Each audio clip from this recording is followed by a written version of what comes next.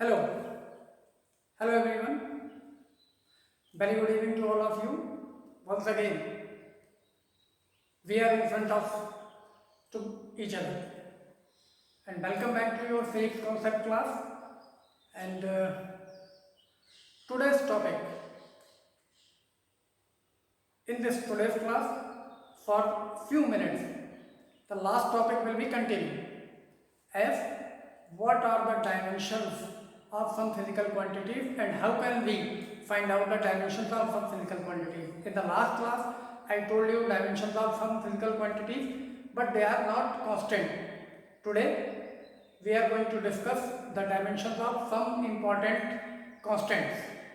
These are, have a look on it.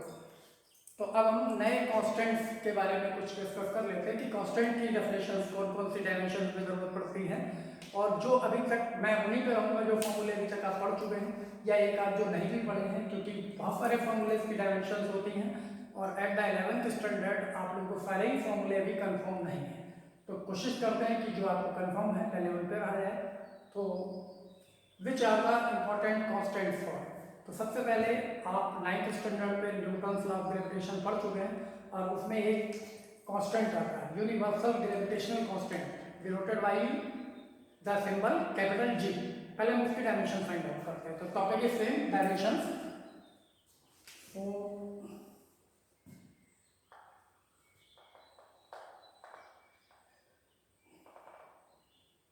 Dimensions of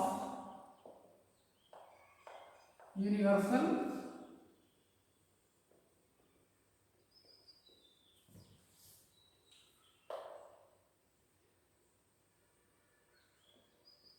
gravitational constant. तो we have the formula F equals to G m1 m2 upon r square. ये आपको already पता है, अगर दो masses एक दूसरे से r डिस्टेंस पे रखे गए हैं तो उनके बीच में लगने वाला ग्रेविटेशनल फोर्स क्या होगा, F equals to G m1 m2 upon r square, where G is the universal gravitational constant. इसकी डायमेंशन में फाइंड आउट करनी, तो देखते हैं कैसे होगी। सबसे पहले हम इसका फॉर्मूला लगाएंगे। कैसे?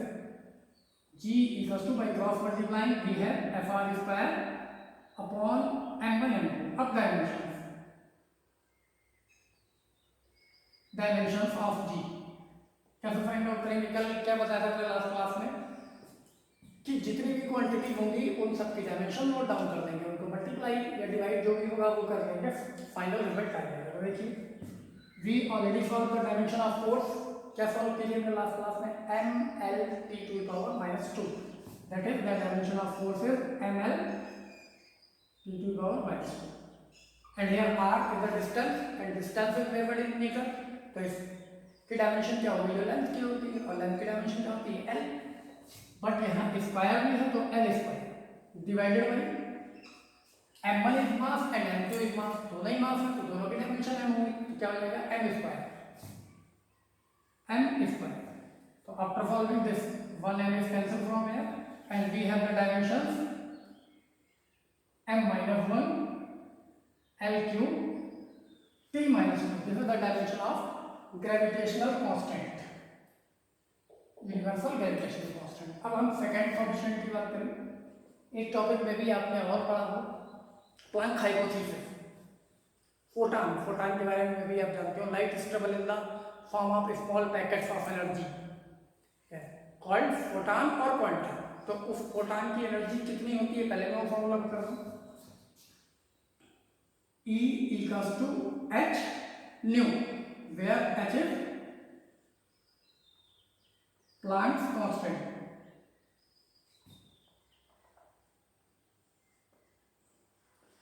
ये प्लैंक कांस्टेंट है, इसकी डायमेंशन में फाइंड करना है। तो nu is the frequency in the formula and h is the Planck constant, E is the energy. और एनर्जी की डायमेंशन क्या होगी? जो वर्क की होती है, बिकॉज द यूनिट सेम है। वर्क की कल में फाइंड आउट कीजिए कितनी थी? ml square t minus 2। Force की तो ये होती है ml t माइनस 2, और फोर्स में जब डिस्प्लेसमेंट मल्टीप्लाई करते हैं तो मींस l की एक पावर और इंक्रीज हो जाती है। तो dimension of work is this ml square t। दूसरा तरीका, अगर हमें किसी चीज का यूनिट मालूम है, फंडामेंटल यूनिट्स के टर्म में, तो भी हम डायमेंशन डायरेक्टली लिख सकते हैं, लेकिन जैसे वर्क का यूनिट है जूल, और इसको हम जनरली लिखेंगे तो क्या होगा 1 kg metre square per second. kg for mass, mass into acceleration metre per second square, sorry kg metre per second square for the force and metre for the displacement. तो unit है kg metre square per second square. यहाँ अगर हम dimension लिखें तो क्या आएंगे, kg के लिए m, मीटर स्क्वायर के लिए l स्क्वायर, और सेकेंड इस टाइम t स्क्वायर, और किलोमीटर से जनरेटर में लाएंगे तो -2। तो ऐसे भी हम फाइंड आउट कर सकते हैं। तो यहाँ dimension of h, that is h equals to E upon nu, means the dimension of energy divided by the dimension of frequency। और frequency किस में मेजर करते हैं, या तो हर्ट्ज में या सेकंड इनवर्स। तो यूनिट होता है ना, आपने ये फॉर्मूला पढ़ा होगा, the frequency n equals to 1 upon t, पर अपॉन टाइम पीरियड, और पर अपॉन t का मतलब क्या होगा, दिस इज यूनिट है 1 upon second, that is the second inverse. तो सेकंड इनवर्स और किसमें नोटिस करते हैं, हर्ट्ज में नोटिस करते हैं। तो यहाँ इसकी डायमेंशन क्या हो जाएगी, इसका यूनिट सेकंड इनवर्स, तो डायमेंशन जो टाइम की होती है तो E m l square t minus 2 divided by t minus 1, that is the dimension of frequency. अब इसको फाइंड आउट करते हैं, find m l square t minus 1, that is the dimension of Planck constant. तो gravitational constant की हमने find out कर ली, Planck constant की हमने फाइंड आउट कर ली। ऐसे और भी कांस्टेंट या कोएफिशिएंट जो है वो 11th स्टैंडर्ड पे काफी इंपॉर्टेंट है, and for the competitive exams भी कांस्टेंट और कोएफिशिएंट की डेफिनेशन डायमेंशन पूछी जाती है। तो एक दो मैं आपको वो भी बता देता हूँ, इनको आप नोट डाउन कर लीजिएगा स्क्रीन पोस्ट करके ऑलवेज की तरह।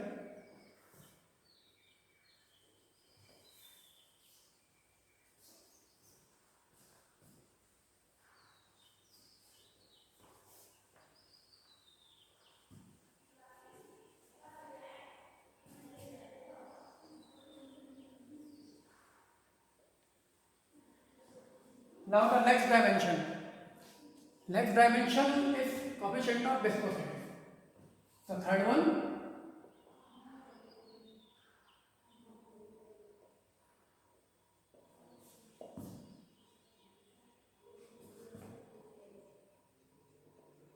coefficient of viscosity. इसके बारे में अभी तक आप बिल्कुल अनजान हैं, बट मैं बता देता हूँ। जब कोई लिक्विड फ्लो करता है तो हम वहाँ पे, जैसे कि फ्रिक्शन आपने पढ़ा होगा, तो फ्रिक्शन क्या होता है, दो ऑब्जेक्ट्स, जैसे कि ये ऑब्जेक्ट इस फ्लोर पे रखा है, जो ट्रैवल करता है, मूव करता है, इनके बीच में एक फोर्स होता है जो मोशन का अपोज करता है, जिसको हम बोलते हैं फ्रिक्शन। और ये किन कंडीशन में, both the floor and object are dry, means dry condition में ये है, तब हम इसको फ्रिक्शन बोलते हैं। यही अगर लिक्विड भी कैसे होता है, लेयर की फॉर्म में जब स्लिप करता है, एक लेयर दूसरे के ऊपर स्लिप करती है, तो उनके बीच में भी एक फ्रिक्शन लगता है। उस फ्रिक्शन को हम बोलते हैं द प्रॉपर्टी ऑफ विस्कोसिटी। और जो फोर्स लगता है, फ्रिक्शन जो अपोज करता है लेयर की, लिक्विड लेयर के मोशन का, उसको बोलते हैं विस्कस और ड्रग फोर्स। तो उसी से रिलेटेड ये फॉर्मूला है।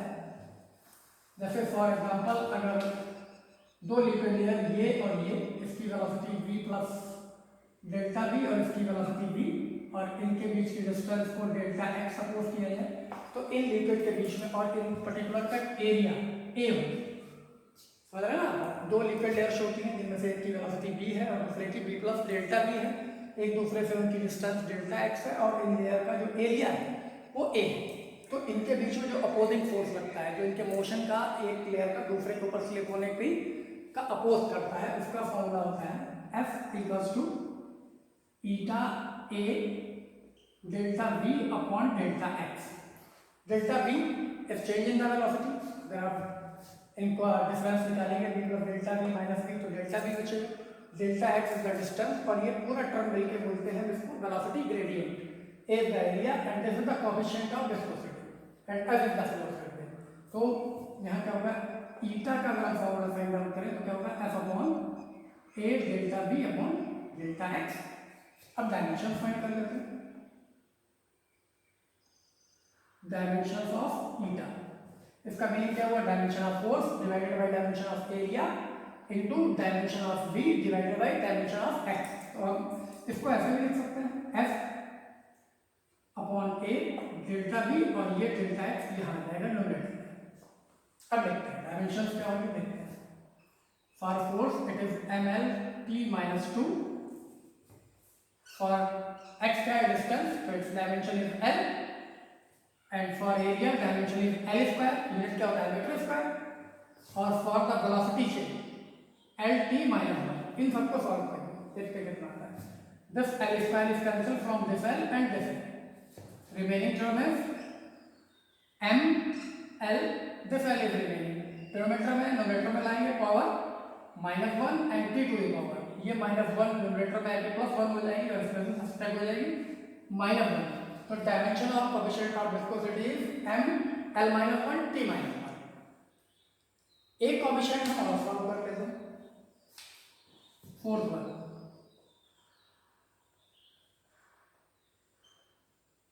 कोएफिशिएंट ऑफ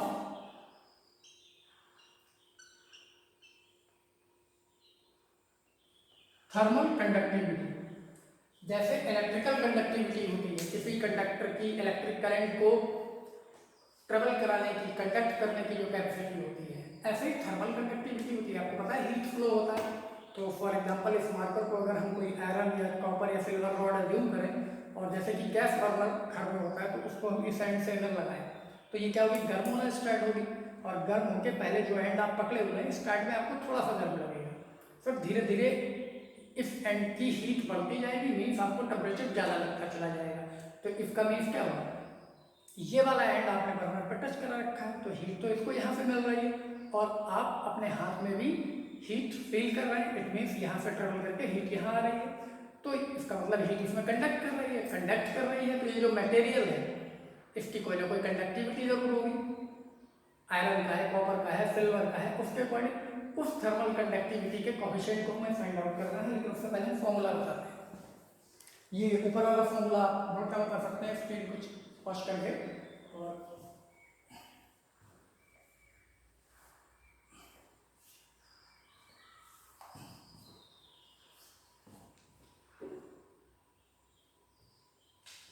ये देखिए जैसे हमने कोई रॉड अज्यूम की, ये कोई रॉड अज्यूम की है, अब इसको क्या करते हैं, इस एंड से एक हीट दे रहे हैं, यहाँ से बदला मैंने सपोज किया है Q, और इसका टेम्परेचर जो हो रहा है वो θ1 है और लास्ट वाले एंड का टेम्परेचर θ2 है, और इस रॉड की जो लेंथ है वो L है, ठीक है, तो और क्रॉस सेक्शन एरिया इस रॉड का है A, तो जो इसमें हीट ट्रेवल करेगी वो Q की वैल्यू, अभी मैं डायरेक्ट फॉर्मूला बताता हूँ, बाद में टॉपिक आपके सिलेबस में आएंगे धीरे धीरे, तब आप बेटर अंडरस्टैंड करेंगे, अभी सिर्फ डायमेंशन के पर्पस से बता रहा हूँ।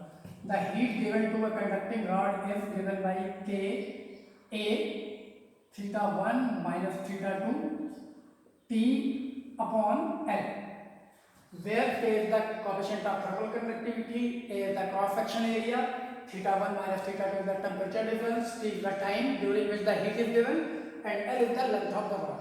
तो इसमें ये जो K है ये coefficient of thermal conductivity है, तो इसी की डायमेंशन फाइंड करना है, डायमेंशंस ऑफ K। तो पहले K का फॉर्मूला लिखते हैं, क्या होगा, QL upon A θ1 minus θ2 T। I think अब तो कोई प्रॉब्लम नहीं है। एक चीज और वो ये कि heat and energy is the same, heat in the form of energy, energy can be in the form of heat, ये मैं ऑलरेडी बताया, तो हीट और एनर्जी के यूनिट ऑलमोस्ट सेम होते हैं, एनर्जी को भी हम जूल में रिप्रेजेंट कर सकते हैं और हीट को भी हम जूल में रिप्रेजेंट कर सकते हैं, जबकि स्टैंडर्ड यूनिट हीट का क्या है, केल्विन, बट जूल दोनों का ही है, तो मीन डायमेंशन सेम होगी।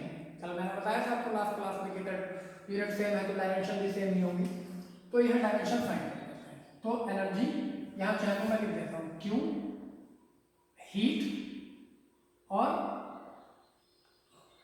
एनर्जी, L लेंथ है, θ1 θ2 टेम्परेचर है, θ1 θ2 R टेम्परेचर, तो यहाँ फाइंड आउट करते हैं। Dimension of energy is ml square T minus 2, यही होती है, जो वर्क की होगी वो एनर्जी की होगी। The length dimension is L, for the area dimension is L square, for the temperature difference मैंने बताया था टेम्परेचर की डायमेंशन दो तरीके से रिप्रेजेंट करते हैं, इसका सिंबल या तो थीटा हो सकता है या के हो सकता है, because the temperature can be measure in degree और केल्विन। तो यहाँ पे हम चलिए के लिखे, के तो सेम हो जाएगा, इसलिए थीटा नोटिस कर लेते हैं। एंड टाइम एस टी, अब इनको सॉल्व करते हैं। This L square is cancel, now the dimensions are M, देखिए एल की पावर जस्ट 1 है L, now theta inverse and इस टी को यहाँ ऊपर लाएंगे तो पावर 3 हो जाएगी। M L theta inverse at T minus 3, this is the dimension of coefficient of thermal conductivity. We can find out the dimension of some other constant or coefficient by using the same process. So I think now you understand the process. So let me move toward the next topic, which is the topic of today. इसको भी आप note down कर सकते हैं as it is always की तरह। अब हम आज के पर्टिकुलर टॉपिक पर आते हैं।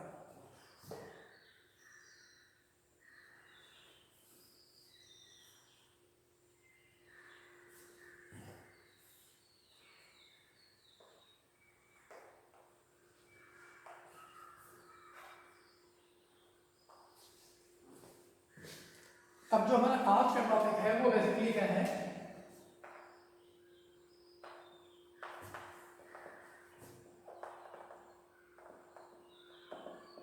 Uses of dimension.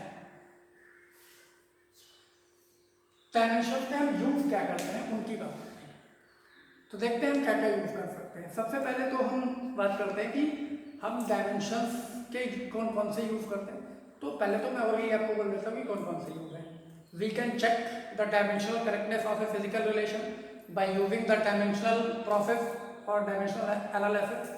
We can establish a relation between some physical quantities by using the dimensional method, and we can convert the unit of a physical quantity from one system to another system by using the dimensional process. So let's discuss one by one. So the first use is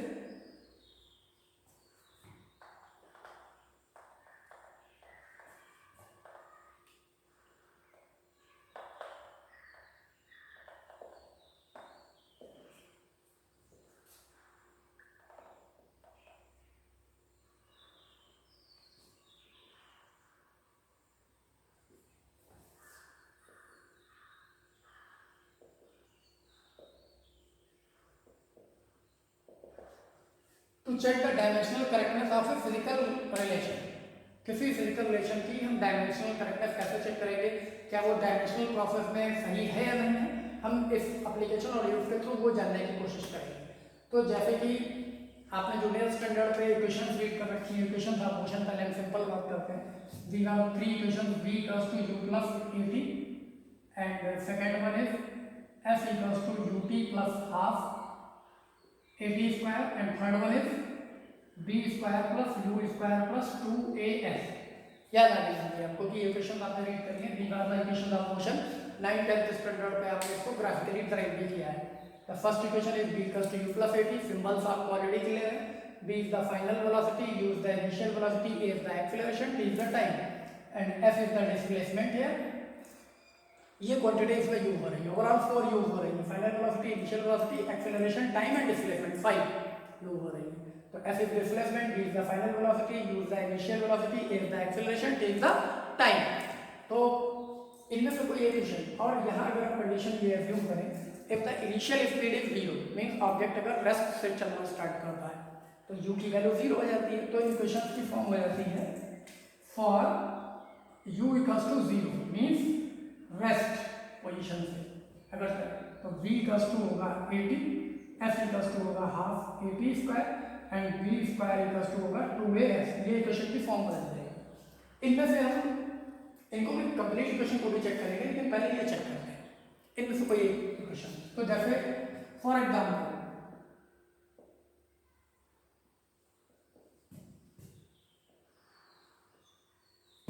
check the equation f equals to half 80 square, it is dimensionally correct or incorrect। हमें ये question given है कि f equals to half 80 square, क्या ये सही है या गलत है, इसको हमें चेक करना है। इस लेवल पे मत देखिएगा, डायमेंशनली करेक्टनेस चेक कर रहे हैं u equals to 0 के लिए। तो इसके लिए प्रोसेस क्या है वो मैं बहुत सिंपल सा प्रोसेस है. We have to find out the dimension of the left hand side and also the dimension of right hand side, and if the dimension of both the sides of any physical relation are equal, then the given equation is dimensionally correct, otherwise incorrect. मतलब अगर दोनों side की dimension same आ जाती हैं तो equation सही होगी, और अगर सेम नहीं आती तो इक्वेशन गलत होगी. और one more thing, 1/2, 1/3, 1/4 and all the divisions like 1, 2, 3, 4, these are the dimensionless because these are the divisions. तो इनकी तो कोई डायमेंशन होगी नहीं, यूनिट तो है नहीं, डिविड्स है. तो यहाँ ये भी ध्यान रखना है कि 1/2, 1/3 किसी इक्वेशन में आ रहा है तो उसकी कोई डायमेंशन नहीं होती है. तो अब चेक करते हैं कैसे. Dimensions of left hand side. और लेफ्ट हैंड साइड में क्या है, डिस्प्लेसमेंट. डिस्प्लेसमेंट किसमें मेजर किया जाता है, मीटर. मींस लेंथ ही तो है ना, तो मीटर जिसका भी यूनिट होगा उसकी डायमेंशन क्या होगी, जो लेंथ की होती है मींस एल. तो dimension of left hand side is L. ऐसे ही हम राइट हैंड की फाइंड करते हैं.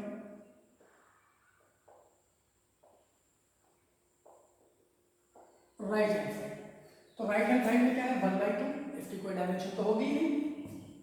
डायमेंशन ऑफ ए, तो अगर इसको शॉर्ट में लिखें dimension of A into dimension D for dimension prepare किया है, डायमेंशन ऑफ टी और इसका स्क्वायर.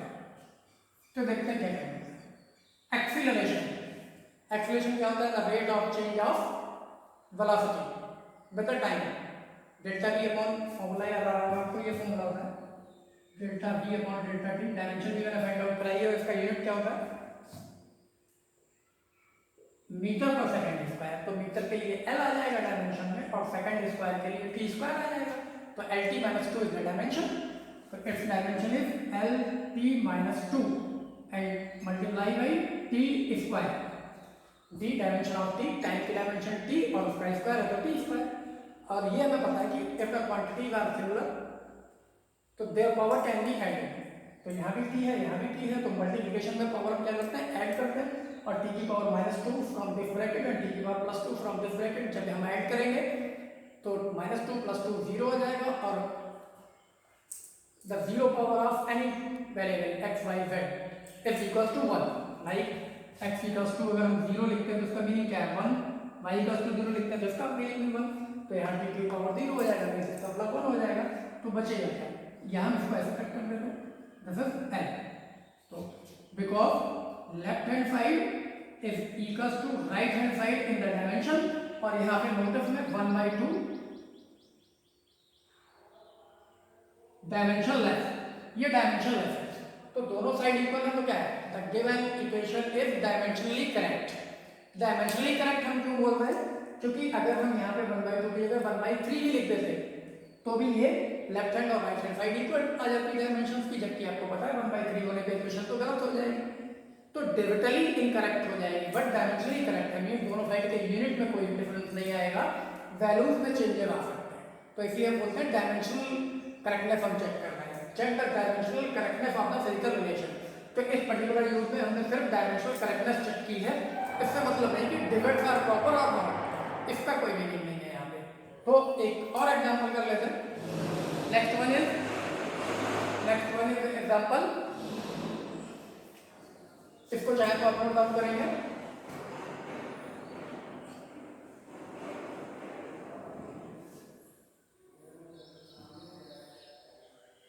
Next example. अब हम कोई ऐसा चेक कर लेते हैं जिसमें एक से ज्यादा टर्म है. तो एक ही टर्म की इस कंप्लीट इक्वेशन को चेक कर लेते हैं. Like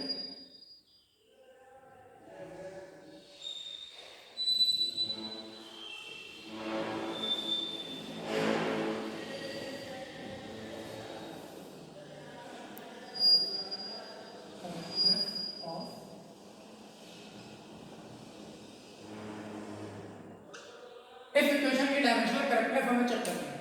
f equals to ut plus half at square. अब लास्ट वाले में तो एक ही टर्म था, बट इसमें क्या है, इसमें दो टर्म है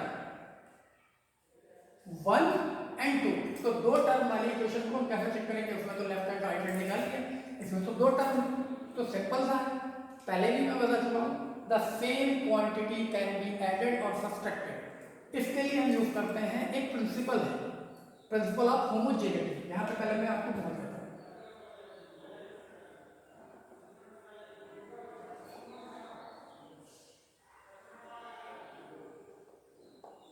प्रिंसिपल ऑफ होमोजेनिटी ये क्या है? What is the principle of homogeneity? तो प्रिंसिपल ऑफ होमोजेनिटी, तो according to this principle the dimensions of each term of any physical relation must be same. तो यहाँ पे मैं लॉ भी लिख देता हूँ। According to this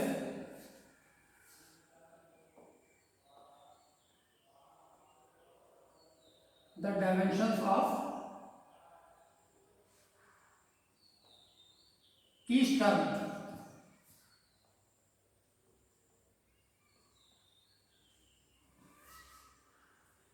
is term of either side of any equation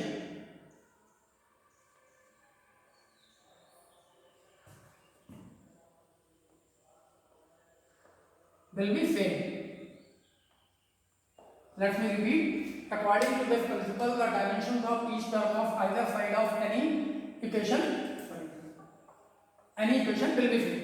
दोनों साइड में। तो इसका मतलब क्या हुआ? और सिंपल सा इसको अंडरस्टैंड करने की भी बहुत खास जरूरत नहीं है कि हम सेम क्वांटिटीज को ऐड कर सकते हैं। जैसे मैंने पहले भी बताया था, मास में मास, लेंथ में लेंथ, टाइम में टाइम। ऐसा थोड़ा ना होता है कि मास में टाइम को ऐड कर लीजिए, मास में लेंथ को ऐड कर लीजिए, तो पॉसिबल नहीं है ना। जनरल कॉन्सेप्ट से भी ये जानते हैं, जनरल डेली लाइफ यूज से भी जानते हैं कि 10 kg और 5 kg मास है तो 15 kg होगा, और 10 kg mass and 2 metre length को 10 और प्लस 2 12 kg मीटर नहीं लिख सकते ना। तो यही प्रिंसिपल ऑफ होमोजेनिटी। इसका मतलब बीच में प्लस या माइनस लगा हुआ है, इसका मतलब जो यूनिट इस फर्स्ट टर्म का होगा वही यूनिट इस सेकंड टर्म का भी होगा, तभी तो ऐड किए गए। और यूनिट सेम होगा तो डायमेंशन तो सेम होगी होगी। तो वही ये लॉ है, इसी लॉ के बेस पे हम इसको चेक करते हैं।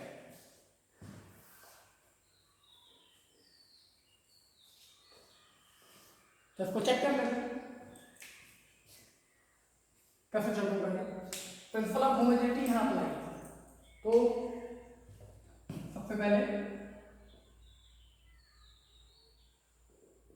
Dimensions of left hand side, that is displacement is L।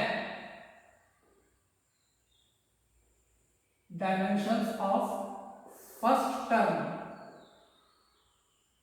Of right hand side, यहां ध्यान दीजिए, फर्स्ट टर्म की डायमेंशन फाइंड आउट कर रहे हैं। फर्स्ट टर्म क्या है? ut, u is the initial velocity, t is the time.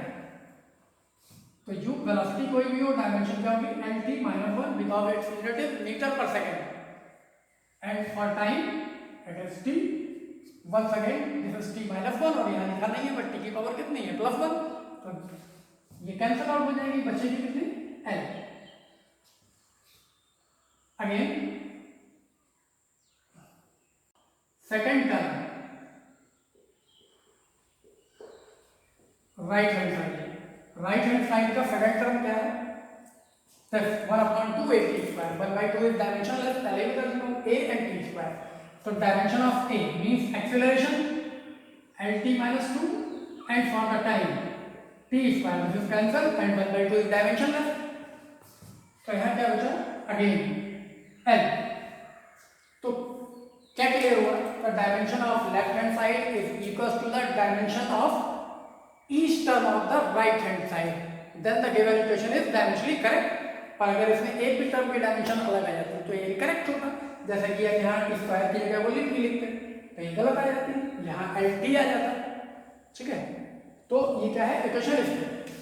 तो ये क्या हुआ? लेफ्ट हैंड साइड और right hand side, each term, सारे टर्म की डायमेंशन सेम है, तो the given equation is dimensionally correct. अगर ये सेम नहीं आती तो डायमेंशनली इनकरेक्ट होती। तो इस तरीके से हम कोई भी गिवन रिलेशन को चेक कर सकते हैं। कि कब समझ गया होगा कि कैसे चेक करेंगे, how to check the dimensional correctness of a given physical relation. तो ऐसे कोई भी फॉर्मूला हो, F = ma, work = force × displacement, किसी भी फॉर्मूले को आप चेक कर सकते हैं कि क्या वो सही है या नहीं है। ये दो मैंने करेक्ट फॉर्मूले बताए हैं। चलिए एक मैं इनकरेक्ट भी चेक करा देता हूं। प्रिंसिपल ऑफ होमोजेनिटी, एंड ये टर्म आप चाहे तो इस पे पॉज करके वैसे ही नोट डाउन करेंगे जैसे ऑलवेज करते हैं। अब मैं इसको रब कर रहा हूँ।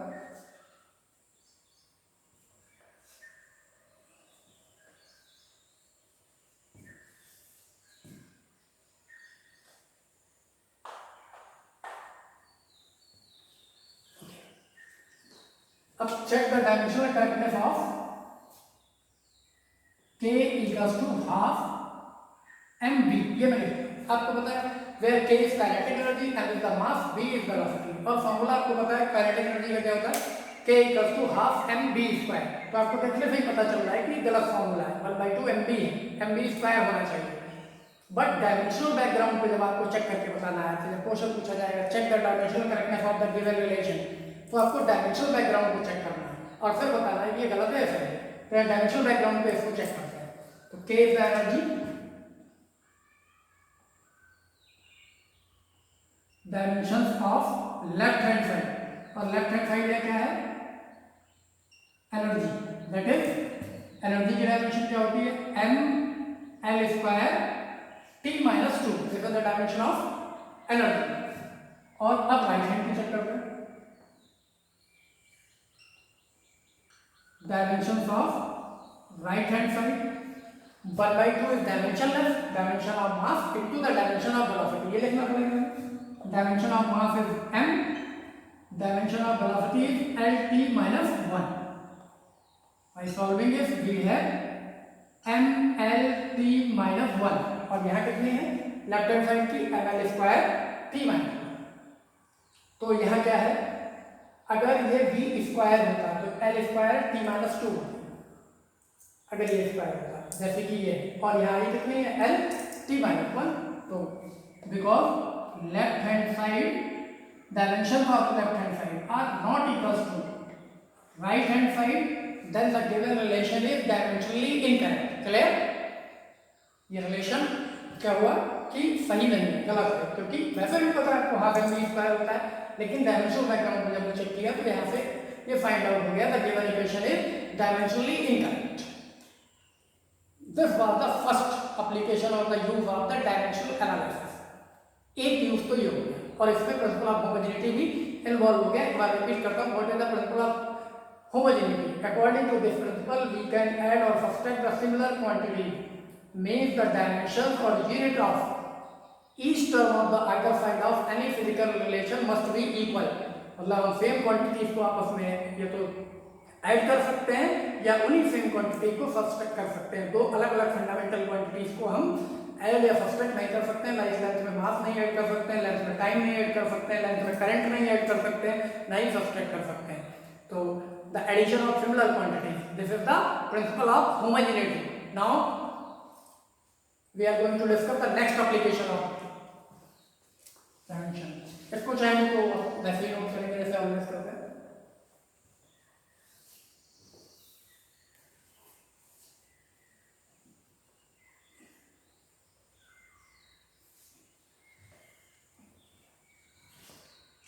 Now the next use, second use.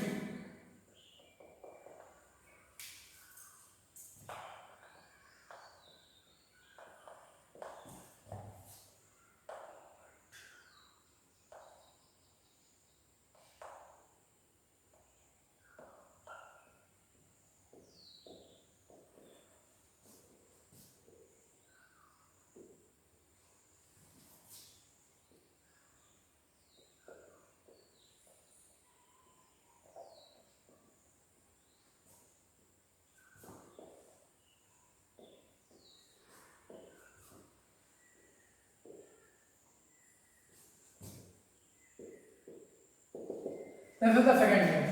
To convert the unit of a physical quantity from one system to another system. एक सिस्टम से दूसरे सिस्टम में कन्वर्ट कैसे करते हैं? By using the dimensional reference. तो ये तो हमें पहले से बता चुका हूँ आपको। For any physical quantity can be represented by nu. A physical quantity must have the two things. One of them is numerical value and other one is unit. ये मैं आपको पहले कर चुका हूँ। और for the two systems of measurement, the nu can be written as n1 u1 equals to n2 u2। n1 u1 equals to n2 ut ये हमारे पास में ऑलरेडी होता है। कैसे? फॉर एग्जाम्पल 1 मीटर मैंने पहले भी होता था इक्वल्स टू 100 सेंटीमीटर। अगर हम एक सिस्टम से, ये कौन सा सिस्टम है, MKS और SI सिस्टम, जिसमें हमने लेंथ मेजर की, और ये कौन सा CGF सेंटीमीटर, CGF सिस्टम के सेंटीमीटर में मेजर की है, तो 1 मीटर इक्वल्स टू 100 सेंटीमीटर। इसका सिंपल मीनिंग नहीं है, 1 is the numerical value in the first system, meter is the unit in the first system, which is equals to 100 is the numerical value that is N2 in the second system, and centimeter is the unit in the second system। जैसे simple हो गया, ऐसे ही इसी concept को use करके हम convert करेंगे। तो हम यहाँ पे लिखेंगे V है for a physical quantity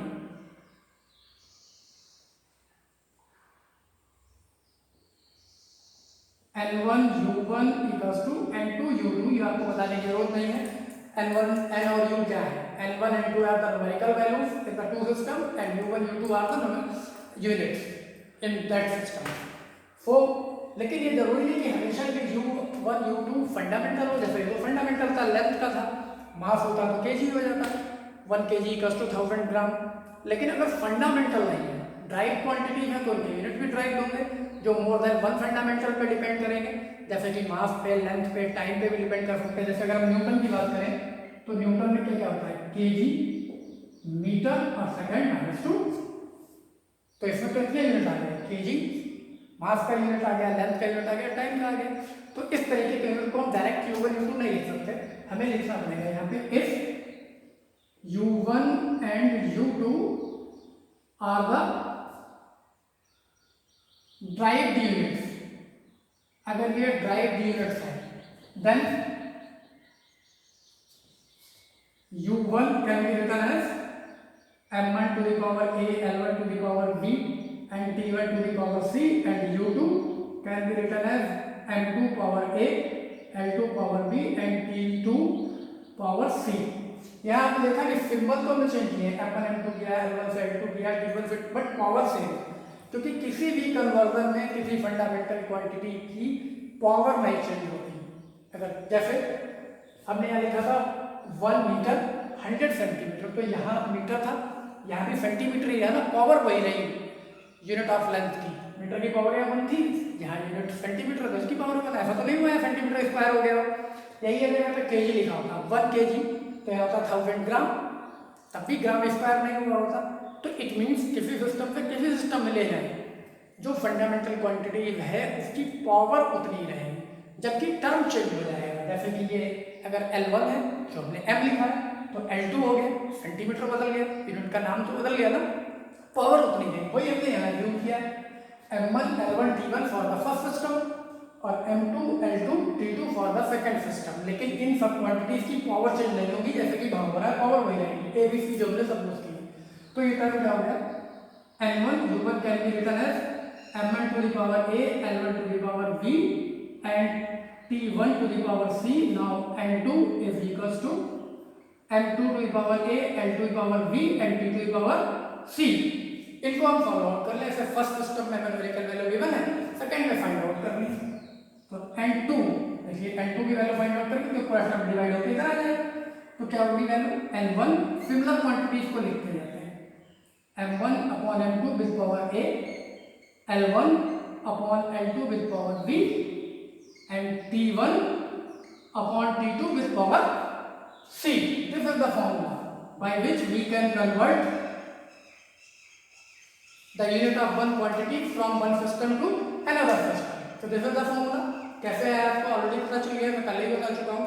The numerical value of any physical quantity is inversely proportional to its unit। That is, as the unit is large, the numerical value is small। As the unit is small, the numerical value is large। ये पहले ही discuss कर चुके हैं। इसी concept को utilise करके हमने पहले फंडामेंटल के लिए यूज किया, फंडामेंटल से ड्राइव यूनिट्स के लिए यूज किया, और this was the formula. You can change the frequency of the powers. ये जरूरी नहीं आप ऐसे लिखें, आप पहले L को लिख सकते हैं, L to the power A, M to the power B, N to the power C, या पहले T को लिख सकते हैं अपने वे में। बट ये ध्यान रखना है कि किस फ्रीक्वेंसी में हमने लिया है। ये ऐसे भी पॉसिबल था, L1 upon L to the power A ले लेते, T1 upon T to the power B ले लेते, and C1 upon M1 upon M to the power C ले लेते। सीक्वेंस में है, कोई मेहनत नहीं है। ये आपको ध्यान रखना होगा कि जो क्वांटिटी आप यूज कर रहे हैं उसमें मास की पावर कितनी है, वही A या B जो भी आप अज्यूम करे होंगे, लेंथ की कितनी है और टाइम की कितनी है। इसको एक एग्जांपल पे अप्लाई कर लेते हैं तो मे बी ये क्लियर हो जाएगा। तो इसको आप नोट डाउन करेंगे प्रूफ को। और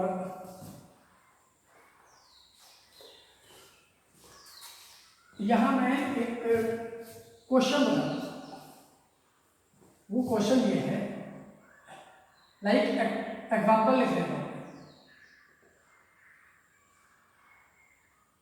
कन्वर्ट 1 न्यूटन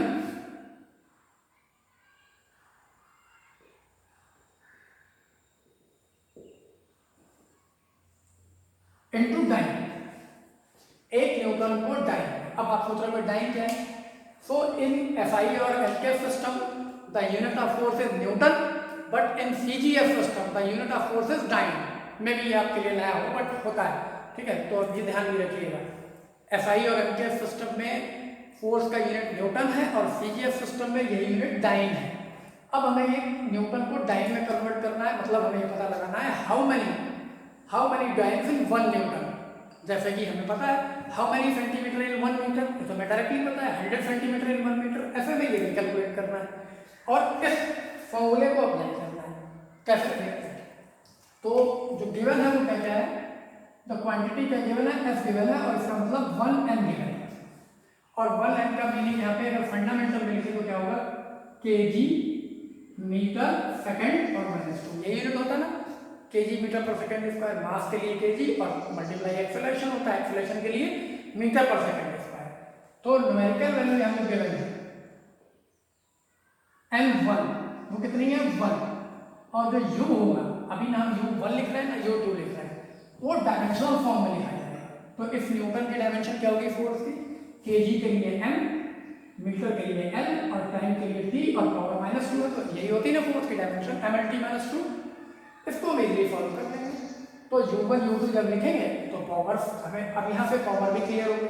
अगर इनको ABC अज्यूम किया है, ठीक है, और from n2 equals to n1, m1 upon m2 with power a, l1 upon l2 with power b and t1 upon t2 with power c, ये फॉर्मूला है हमारे पास। तो हमें देखें ml की पावर कितनी है। जैसे मैंने बताया ना, इसी फिगर्स आप चेंज नहीं कर सकते, अगर आपको कुछ अलग लिखा होता तो वैसे कंपेयर करते। याद देखिए, जो हमने यूनिट लिखा है गिवन में, m की पावर कितनी है 1, तो यहाँ इसका मतलब ये होगा कि a इक्वल्स टू 1 है। l की पावर इस यूनिट में कितनी है, ये भी 1 है, सॉरी b, और जो c हमने फॉर्मूले में है मींस t की वैल्यू वो है -2। और सेकेंड सिस्टम कौन सा है, सीजीएफ, एमकेएफ टू सीजीएफ। तो क्या करते हैं, n2 कैलकुलेट करना है, n1 इज गिवन 1। अब देखते हैं कैसे प्रूव करेंगे। फर्स्ट सिस्टम m1, पहले सिस्टम में मास का यूनिट क्या है, केजी, ओके, और जिसमें हम कन्वर्ट करने जा रहे हैं वो कौन सा है, सीजीएफ सिस्टम, जो कि अपॉन में लिखा है m2। तो सीजीएफ सिस्टम में मास किसमें मेजर किया जाता है, ग्राम में, तो यहाँ में क्या लिखना होगा, ग्राम, पावर कितनी 1। नाउ लेंथ पहले सिस्टम में क्या है, मीटर, और जिसमें हम कन्वर्ट करने जा रहे हैं उसमें क्या होगी, सेंटीमीटर। और third system, third term is time, time का यूनिट क्या होगा, सेकंड होता है एमकेएस में, और सीजीएफ में भी सेकंड होता है, सेकंड अपॉन सेकंड पावर -2। अब इनको सॉल्व करते हैं। सॉल्व करने से पहले हमें सिमिलरिटी चाहिए होगी। मैं ये चाहता हूँ केजी को ग्राम में कन्वर्ट करें या ग्राम को केजी में कन्वर्ट करें, एक जैसा लिखें। तो एक जैसा लिखने के लिए क्या करेंगे, 1 केजी, 1 केजी का मीन्स अगर हम इसको ग्राम में लिखें तो हमें लिखना पड़ेगा 1000 ग्राम। पावर तो 1 है, 1 को हम लिखे ना लिखे कोई फर्क नहीं पड़ता। मीटर को अगर हम लिखें तो हमें लिखना होगा 100 सेंटीमीटर डिवाइडेड बाई सेंटीमीटर, और सेकंड कैंसिल हो जाएगा, मीन्स 1 आएगा, और 1 की पावर एनीथिंग, -2 हो, -5 हो, +5 हो, 6 हो, 1 की कितनी पावर हो, 1 ही रहेगा ना, तो इंटू 1। तो देखिए gram is cancel, centimetre is cancel, then 1 into 1000 को क्या लिख सकते हैं 10 टू द पावर 3, और 100 को 10 to the power 2, that is 1 into 10 to the power 5। अब ये किसमें कन्वर्ट होता है, सीजीएफ के यूनिट में, क्योंकि हम सीजीएफ में कन्वर्ट ही कर रहे हैं। तो इसका मतलब ये क्या हुआ, इसका यहाँ यूनिट क्या है, डाइन। तो 1 newton is equals to 10 to the power 5 9, that is 1 into 10 to the power 5 9। तो वी कैन कन्वर्ट इजीली। ये क्वेश्चन ऐसे भी हो सकता है, convert the unit of force from MKS system to CGS system. एक मैं आपको भी चेक करने के लिए बता देता हूँ, ऐसे ही अगर हम वर्क का यूनिट सपोज करें तो वर्क का यूनिट क्या होता है, जूल इन SI सिस्टम। लेकिन जब हम CGS में नोटिस करते हैं तो यूनिट ऑफ वर्क इज अर्ग, ERG, अर्ग। तो एक क्वेश्चन आपके लिए, कन्वर्ट 1 जूल इनटू द अर्ग मींस MKS सिस्टम से CGS में कन्वर्ट करना है by using the same formula. ठीक है, जैसे मैं यहाँ पे अगर नोट डाउन कर दूं, कन्वर्ट 1 जूल